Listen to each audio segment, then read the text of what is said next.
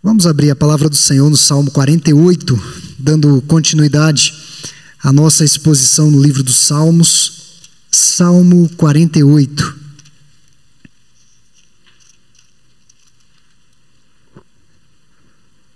Salmo 48.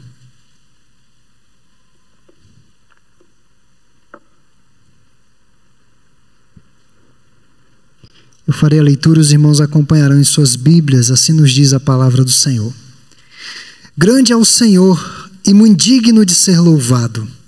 Na cidade do nosso Deus, seu santo monte, belo e sobranceiro, é a alegria de toda a terra, o monte Sião, para os lados do norte, a cidade do grande rei. Nos palácios dela, Deus se faz conhecer como alto refúgio.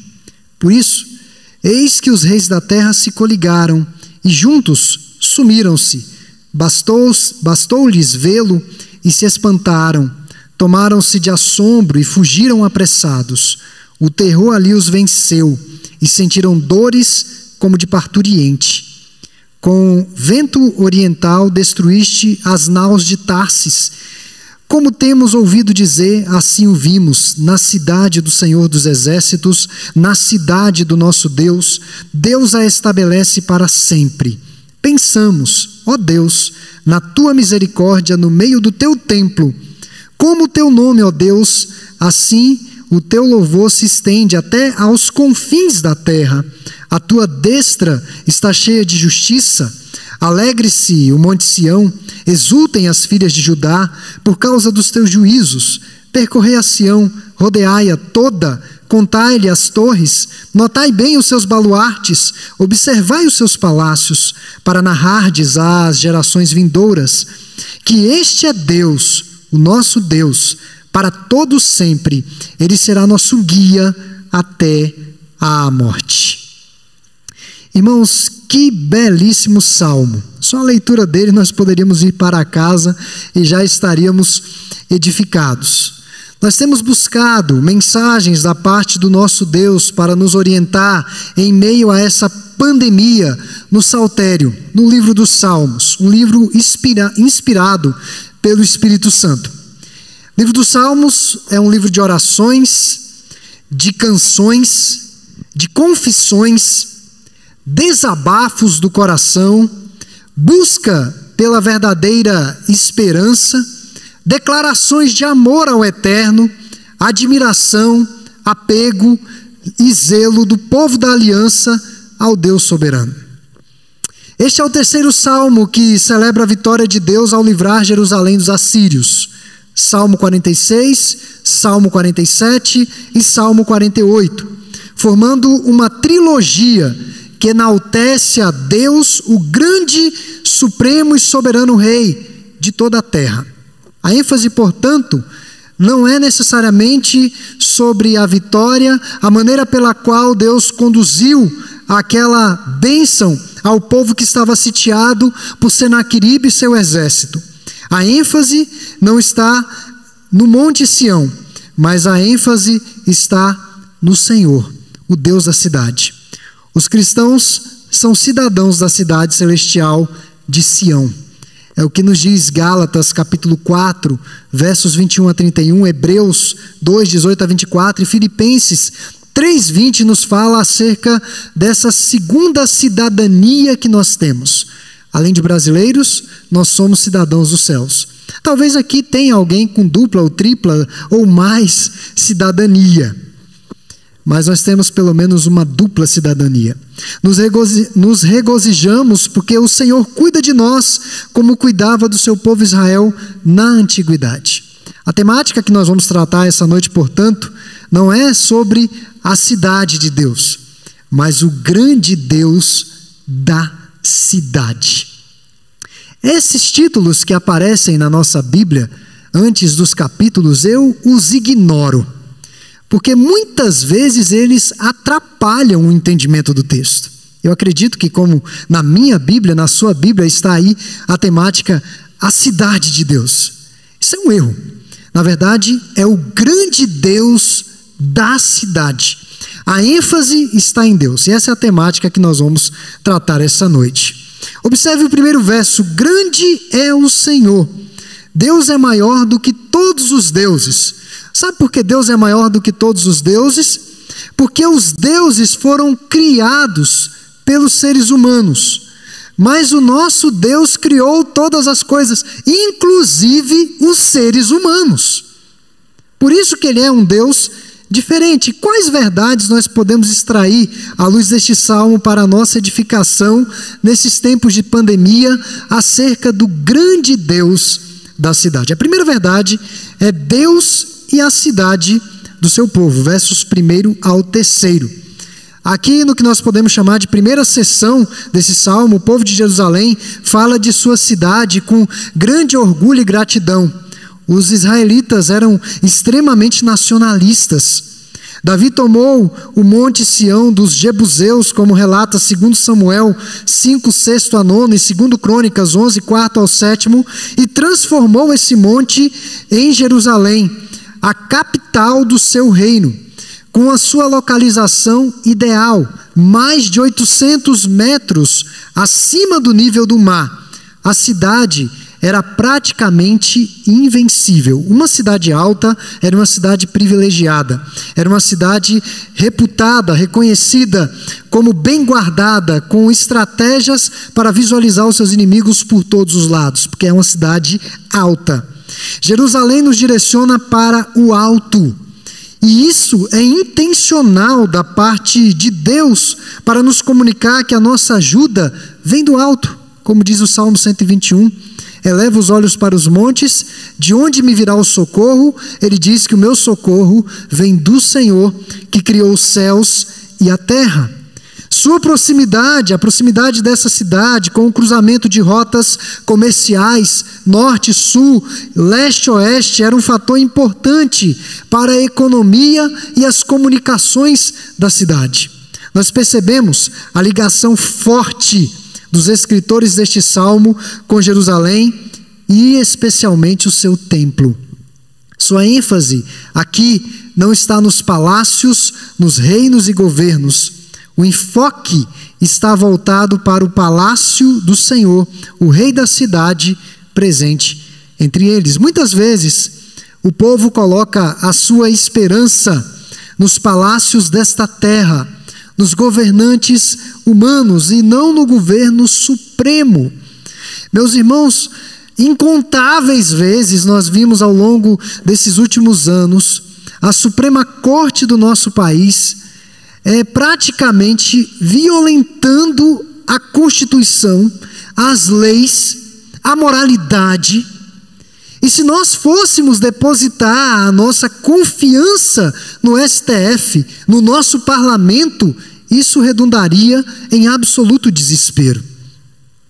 E o salmista deixa claro que a confiança dele não está nos palácios da terra, não nos governantes humanos, mas no governante supremo. Davi havia levado a arca da aliança para Jerusalém, fazendo de Sião um santo monte, tão somente porque a arca estava lá, que simbolizava a presença de Deus. Era ali que o Senhor habitava. Nós temos diversos salmos que retratam isso. Salmo 2, verso 6, Salmo 3, verso 4, Salmo 43, 3, Salmo 99, 9. Assim, Jerusalém tornou-se a cidade do nosso Deus, como diz o verso 1 e 8, e a cidade do grande rei. Essa grandeza pertence ao Senhor e não à cidade. É importante fazer essa distinção aqui. O valor não está na terra de Jerusalém, mas no Deus daquela terra. Então, em sua graça, o Senhor escolheu a Sião. O povo de Israel via Jerusalém como uma cidade bela, uma fortaleza segura, e eles dizem: a alegria de toda a terra. A cidade de Jerusalém expressa a grandiosidade de Deus. A relevante história da cidade tem como essência: na cidade de Jerusalém está o palácio do Rei do Universo. Em termos espirituais, irmãos, a cidade trouxe alegria a toda a terra, pois foi do lado de fora de seus muros que Jesus morreu pelos pecados do mundo, e em Jerusalém foi primeiro proclamado o Evangelho de Cristo pela primeira vez. A grande lição que depreendemos destes versos é que a segurança de Jerusalém não estava necessariamente na sua localização privilegiada, nem em seus muros, mas em seu Deus, pois ele era a sua fortaleza, como diz o Salmo 46, verso 1. Foi na derrota do exército de Senaqueribe que Deus se fez conhecer como alto refúgio, verso 3 do texto que lemos. Mas além de Deus e a cidade do seu povo, outra verdade que extraímos desse texto é Deus e os inimigos de seu povo, versos 4 ao 7. Até aqui o povo de Jerusalém havia falado sobre o Senhor, sobre quem Ele é, sobre as suas manifestações, a sua glória, mas agora falam ao Senhor sobre o que Ele fez aos assírios. Senaqueribe e seu exército, juntamente aos reis e vassalos do império, como relata Isaías 10:8, cercaram Jerusalém a fim de capturar a cidade, mas com a ajuda do profeta Isaías, como relata Isaías 14, versos 24 a 27, o rei Ezequias, um homem de Deus, temente ao Senhor dos exércitos, buscou o socorro do Senhor e Deus o salvou, como retrata Isaías 36 e 37. O Senhor lutou por Israel da mesma forma como havia lutado contra os egípcios. Enviou seu anjo ao acampamento assírio e matou 185 mil homens. Os inimigos não fugiram por causa do aparato militar da cidade, mas por causa do Deus da cidade, como eu já falei aqui.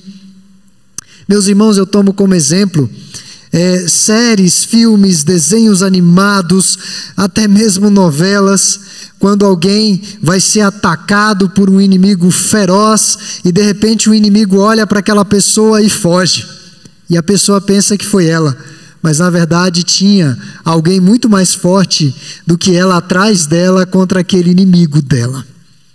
O inimigo fugiu não por causa dela, mas por causa de outro mais forte, de algo maior.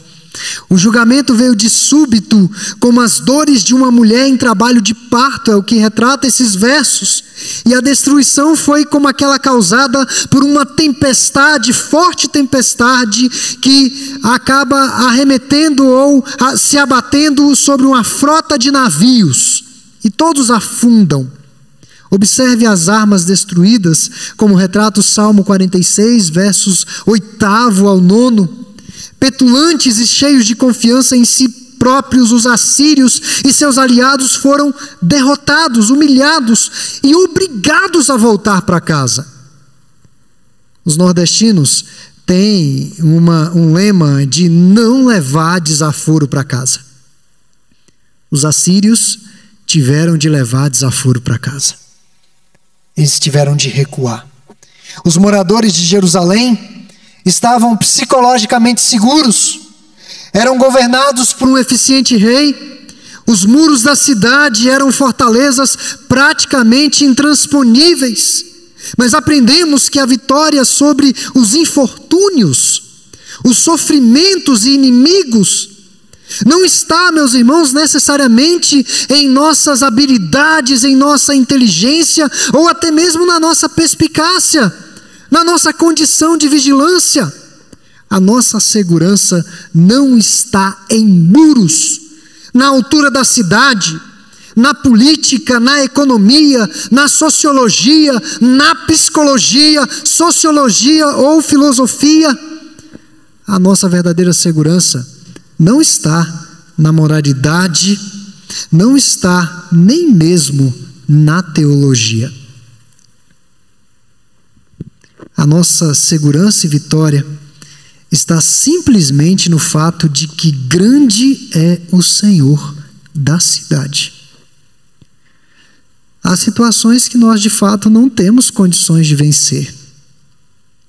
Basta olhar para a sua vida, ainda que você seja bem jovem, você sabe que teve muitas situações na sua vida que você não teria conseguido vencer. Eu nunca me esqueci, no período de minha adolescência, quando eu fui acometido de uma fortíssima depressão. Eu reprovei o primeiro ano do ensino médio, naquele ano difícil, e fiquei 6 meses prostrado. Isso há mais de 20 anos atrás, quase 25 anos atrás, o que era depressão no final da década de 90? O que era depressão? Muitos não compreendiam. Numa família de periferia, nunca fui a um psiquiatra, nunca fui a um psicólogo, porque minha mãe não tinha recurso e minha mãe nem sabia o que era isso. Ela dava simplesmente um adjetivo nos primeiros meses que eu tive aquilo: frescura. Meu pai morreu sem entender aquilo. E eu não teria tido condições de vencer aquela depressão da adolescência. Os irmãos sabem que tem depressão na infância, tem depressão da adolescência, tem depressão da fase adulta, tem depressão da meia-idade, tem depressão da melhor-idade, tem depressão em todas as fases da vida. Foi Deus. Eu tenho absoluta convicção que foi o grande Senhor da cidade. Ele é grande não apenas no universo externo, em seu mundo infinito. Os exploradores do espaço sideral não conseguem chegar em Plutão e disseram que encontraram mais um planeta depois de Plutão. Se alguém inventar de empreender uma viagem para lá, tem que sair daqui neném. Quem sabe chegar lá na terceira idade. Esse Deus do universo não é só Deus do universo externo, do seu mundo infinito. Este Deus grande emanou e veio estar entre nós, habitando entre nós, cheio de graça e de verdade. Mas além de Deus e a cidade do seu povo e os inimigos de seu povo, uma outra verdade que extraímos desse texto é sobre Deus e a adoração de seu povo, versos 8 ao 11. Ao que parece, essa sessão é narrada por um grupo de peregrinos que estavam indo a Jerusalém depois de uma grande vitória. Haviam ficado sabendo da derrota da Assíria e agora vêm com os próprios olhos as maravilhas que o Senhor fez pelo seu povo. Os peregrinos foram diretamente ao templo para adorar ao Senhor, meditar sobre a sua fidelidade e louvá-lo com grande e intensa alegria. A adoração. O que é a adoração? A adoração é a resposta humana apropriada diante ou em face das misericórdias de Deus. Isso é adoração. Adoração é a nossa resposta àquilo que Deus tem feito, àquilo que Deus é. Adoração não é simplesmente cantar por cantar. Adoração não é simplesmente ir à igreja por ir à igreja. Adoração não é simplesmente estar num templo sentado ou em pé ou orando. Mas adoração é ter consciência de que nós estamos diante de um Deus grande, diante de um Deus misericordioso. A adoração é uma reação às misericórdias divinas.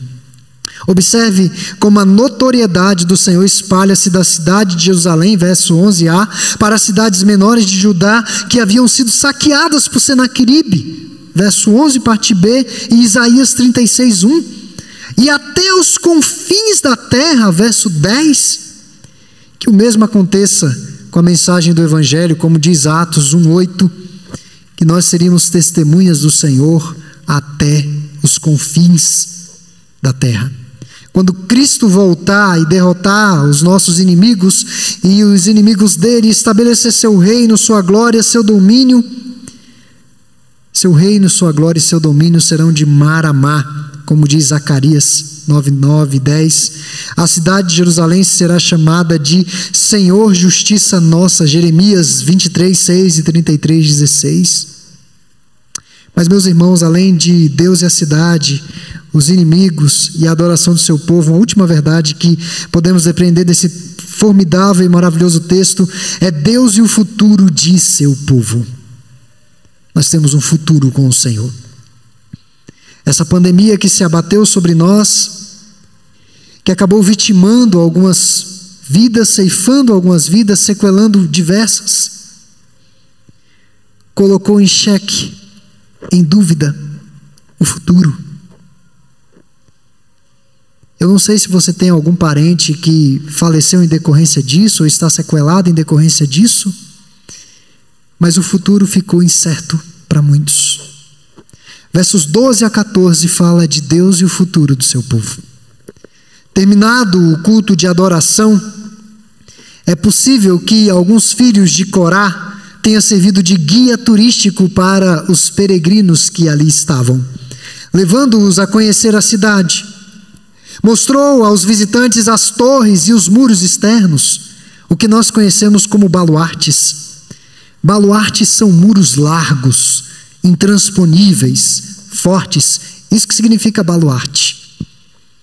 Eles tiveram o cuidado de lembrar aos peregrinos que a proteção da cidade não adivinha das pedras, nem mesmo da argamassa que estava ali fixada naqueles muros, mas do Senhor. Os oficiais assírios haviam contado as torres, é o que diz Isaías 33:18. Eles viram Jerusalém, aquela cidade alta, e eles contaram todas as torres que eles iriam derrubar para entrar na cidade. E calcularam como poderiam tomar a cidade. Fizeram todas as estratégias de guerra, mas eles esqueceram de considerar um detalhe muito importante: o Senhor da cidade. Apenas o anjo do Senhor passou e eliminou 185.000 homens. O guia disse aos visitantes israelitas que era sua responsabilidade instruir as gerações futuras nos caminhos do Senhor, a fim de que a nação não abandonasse o Deus de Abraão, de Isaque e de Jacó. Aqui é uma lição muito importante. O nosso maior inimigo não é o diabo, não são as ameaças do mundo, os assédios do mundo, nem mesmo a nossa carne. O nosso maior inimigo é interior. Uma comunidade, um povo que aos poucos vai se afastando da fé de seus pais e se corrompendo os alicerces da igreja e da família. Esse é o maior perigo que a igreja enfrenta na atualidade. No norte da América nós temos a tristeza de ver igrejas, inclusive a PCUSA, que plantou o presbiterianismo no nosso país, radicalmente afastadas do Evangelho. Igrejas que têm ratificado a prática homossexual, igrejas que permitiram que as mulheres assumissem a posição que Deus colocou para os homens assumir de liderança, pastoras, presbíteras, diaconisas. Igrejas, irmãos, que outrora era um celeiro efervescente de missões e que hoje estão mortas, porque não tiveram o cuidado de transmitir às gerações vindouras o verdadeiro evangelho, o puro evangelho. Deus e o futuro de seu povo. Cada geração deve transmitir à geração seguinte o conhecimento de quem é o Senhor, o que Ele tem feito e o que o seu povo deve fazer em resposta à sua bondade e fidelidade. As pessoas não têm que lembrar do que nós fizemos, mas do que nós somos ou do que nós fomos em Cristo Jesus. Os nossos feitos são passageiros, transitórios, mas o legado de quem nós somos fica. O plano de Deus é transformar Jerusalém em júbilo para muitas nações. Obedecer a um Senhor que é o nosso Deus e nosso guia e confiar nele é ter um futuro garantido, um futuro abençoado. Meus irmãos, essa noite eu falei sobre o grande Deus da cidade, não a cidade de Deus. O grande Deus da cidade. Essas são algumas verdades que extraímos desse texto. Deus e a cidade do seu povo, e os inimigos do seu povo, e a adoração do seu povo, e o futuro do seu povo. A igreja contemporânea é a Sião do Senhor na terra. A igreja tem os traços de Cristo. Saiba que a tua dor, as tuas lutas, As tuas adversidades, sofrimentos, inimigos, dificuldades e limitações são grandes, imensas. Todos nós nos sentimos assim. Há momentos que nos sentimos pequenos e esmagados pelas situações. No entanto, jamais podemos nos esquecer que Deus é grande. Deus é grande. Deus é maior do que toda forma de mal. Deus é transcendente. Deus é transcendente no sentido de ser um outro ser, de uma categoria infinitamente mais nobre e suprema do que nós. Mas a Bíblia diz que Deus é imanente. Deus invisível que se mostra no mundo visível. O Deus eterno se mostra no mundo temporal. Eu acho impressionante isso. A Bíblia fala de dois tempos. A Bíblia fala do tempo Kairos, que é o tempo de Deus, a eternidade de Deus, e o tempo Cronos, é essa loucura de tempo que nós vivemos. Já pararam para pensar que estamos chegando no final do ano? Que o ano passou num sopro. Essa é a loucura do Cronos. Mas esse Deus eterno se mostra no mundo temporal. O Deus eterno se revela no mundo material. O Deus espiritual e material se revela no mundo material. E aqui eu gosto sempre de ressaltar, irmãos, Deus não tenha essa imagem de Deus como um idoso, barbudo, com seus cabelos brancos, que quer abençoar todo mundo. Essa é a imagem do Noel, não é a imagem de Deus. A Bíblia diz que ele é espírito. Espírito. Deus não tem forma. Não existe nada nesse mundo que se compare a Deus. Por isso que a idolatria é uma abominação, porque é uma tentativa de se fazer a imagem de Deus. Ele é espírito. Mas esse Deus é imanente. Ele está entre nós. Apesar de ser tão grande, acima de tudo e de todos, Deus se revela a nós. A glória deste Deus imensurável foi aparecer em forma de homem. João, capítulo 1, verso 14, que o Verbo se fez carne e habitou entre nós, e vimos o quê? A sua glória. É aí que está essa glória imensurável, um Deus que aparece em forma de homem. Meus amados irmãos, que Deus nos ajude a percebermos a majestosa presença de Deus na nossa peregrinação. Nós não estamos sozinhos no universo. E quando eu digo isso, não é a falácia dos cientistas que procuram vida extraterrestre em outros planetas. Quando eu digo que nós não estamos sozinhos no universo, é porque Deus e seus anjos estão no universo. E esse Deus é por nós. Ele é o nosso guia, ou seja, Ele nos ilumina, Ele nos orienta, nos sustenta, nos alegra, nos protege, nos encoraja, nos motiva. Esse Deus nos impulsiona, esse Deus nos desperta quando estamos dormindo. E veja o que Ele fala aí no finalzinho, verso 14. Vamos ler juntos? Que este é Deus, o nosso Deus para todos sempre. Ele será nosso guia até a morte. Deus cuidará de nós até, eu digo, depois da morte. Que Ele possa aplicar essa palavra aos nossos corações.